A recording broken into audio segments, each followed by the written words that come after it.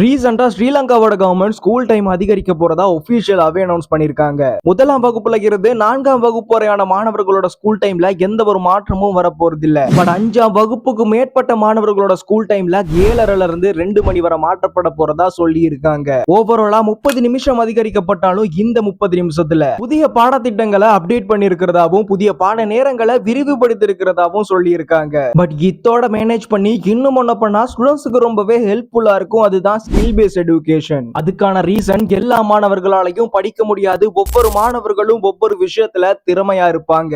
இந்த skill paste எஜுகேஷனை start பண்ணா ஸ்கூல் படிக்கும் போது வேற வேற ஃபீல்ட்ல டேலண்டா இருக்கிற மாணவர்கள் ஸ்கூலை விட்டு வெளியாகும் போது அட்லீஸ்ட் அவங்களுக்கான பாதையை வச்சு தெரிஞ்சுக்க முடியும். இப்ப இருக்கிற உலகத்துல ஏஐ மெட்டா அப்படின்னு சொல்லி டெக்னாலஜி எங்கேயோ போய்கிட்டு இருக்கு. சோ இதுங்களையும் இன்வால்வ் பண்ணா இப்ப இருக்க எஜுகேஷன் சிஸ்டத்தை விட பல மடங்கு பலமான ஒரு எஜுகேஷன் சிஸ்டம் நம்மளோட எதிர்கால மாணவர்களுக்கு பில்ட் பண்ணி வைக்க முடியும். இந்த வீடியோல நான் சொன்ன மாற்றங்களையும் திங்க் பண்ணி பாருங்க. உங்களோட ஒப்பீனியனையும் கமெண்ட்ல சொல்லுங்க, தெரிஞ்சுக்கலாம்.